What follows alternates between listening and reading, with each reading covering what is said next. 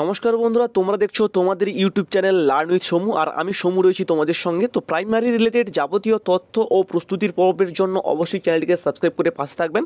তো এই মুহূর্তে যে গুরুত্বপূর্ণ আপডেটটির দিকে আমরা নজর রাখতে চলেছি সেটা হচ্ছে প্রাইমারির যে নিয়োগ হয়েছে 2014 সালের টেট পরীক্ষার ভিত্তিতে 2016 সালে এবং 2020 সালে টোটাল যে 58,000 শিক্ষক নিয়োগ হয়েছে, সেই শিক্ষক নিয়োগের উপর যে তার ওএমআরগুলো, সেই ওএমআরগুলোকে পুরোপুরিভাবে কিন্তু ডিস্ট্রয় করে দেওয়া হয়েছে। সেটা আমরা বিগত ভিডিওতে কিন্তু আমি তোমাদের কাছে বলেছিলাম এবং তোমরা প্রত্যেকেই কম বেশি এই বিষয়টা জানো। তো এই ওএমআর ডিস্ট্রয় মামলার একটা শুনানি কিন্তু ইতিপূর্বেই দেওয়া হয়েছিল বিচারপতি রাজাশেখর মান্থার এজলাস থেকে, এবং সেখান থেকে যে নির্দেশিকাটি এসেছিল সেটা তোমাদের কাছেও তুলে ধরেছিলাম, তোমরা জানো অনেকেই। তো সেটা হচ্ছে যে সিবিআইকে যে কোনো মূল্যেই কিন্তু সেই ওএমআরগুলোকে উদ্ধার করার চেষ্টা করতে হবে, অর্থাৎ ওএমআরের কোনো হার্ড ডিস্ক আছে কি না সেটাকে উদ্ধার করার চেষ্টা করতে হবে, এবং যে কোনো মূল্যে, অর্থাৎ যে কোনো সাইবার ক্রাইমে যারা কাজ করে তাদের কাছ থেকে মোটামুটি সাহায্য নিয়ে যে কোনো মূল্যে কিন্তু এই ওএমআরগুলোকে উদ্ধার করার চেষ্টা করতে হবে।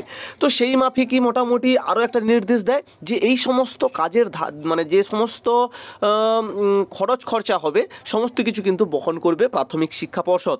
কিন্তু যখন এই নির্দেশিকাটি দেওয়া হয় তখনই পর্ষদের তরফ থেকে একটা চিঠি সিবিআইকে দেওয়া হয়, সেটা হচ্ছে যে তারা কিন্তু এই বিষয়ের উপর খরচ খরচা করতে তারা অপারগ, অর্থাৎ তারা করতে পারবে না, তাদের কাছে অতটা অ্যামাউন্ট নেই, এরকমটাই কিন্তু জানানো হয়ে থাকে।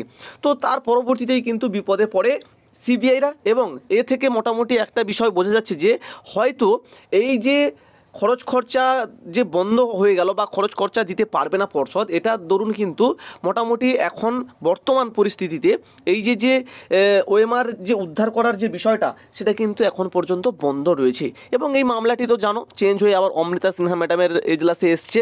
তো এখন এই মামলাটি কিন্তু প্রায় বলতে গেলে বন্ধের মুখে। আর পর্ষদ চাইছে যে এই যে নিয়োগটা, অর্থাৎ 2016 সাল এবং 2020 সালে যে নিয়োগটা হয়েছিল, তো তাদের ওএমআর যে ডিস্ট্রয় করে দেওয়া হয়েছে, এই যে মামলাটি, এই মামলাটি যাতে খুব তাড়াতাড়ি খারিজ হয়ে যায় কিংবা এই মামলাটি যাতে আর না চলে, সেই জন্যই কিন্তু অনেক রকমভাবে চেষ্টা করছে ওএমআরগুলো যাতে উদ্ধার করা না যায়, সেই জন্য চেষ্টা করছে। কেননা অনেকেই রয়েছে পর্ষদের মধ্যে যারা মানিক ভট্টাচার্যের মতো হয়তো তারা জেলে যেতে পারে, কেন আমরা প্রত্যেকেই জানি কতটা দুর্নীতি হয়েছে, ঠিক আছে।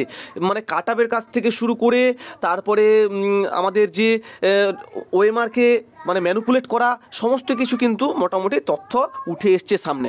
তবে এই বিষয়টা হচ্ছে যে এই ওএমআরকে যে উদ্ধার করার যে বিষয়টা, সেটার উপর যে খরচ খরচা সেটা কিন্তু বহন করতে পারবে না, এটা তো তোমরা শুনেইছো। তো সেটার কারণে কিন্তু বর্তমানে বন্ধ রয়েছে এই ওএমআর ডিস্ট্রয় হয়ে যাওয়া যে ওএমআরগুলোকে, সেগুলোকে উদ্ধার করার বিষয়টা। তো এই হচ্ছে বিষয় বন্ধুরা।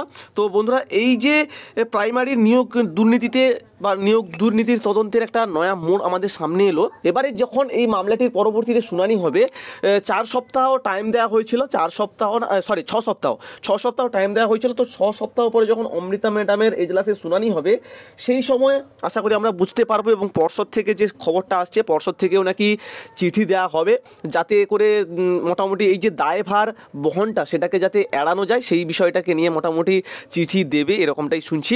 তো কি হয় আগামী দিনে অবশ্যই দেখার বিষয়। তো বন্ধুরা, বর্তমানে কিন্তু এই যে 60,000 শিক্ষক নিয়োগের যে প্যানেলটা সেটা কিন্তু বর্তমানে সুরক্ষিত রয়েছে।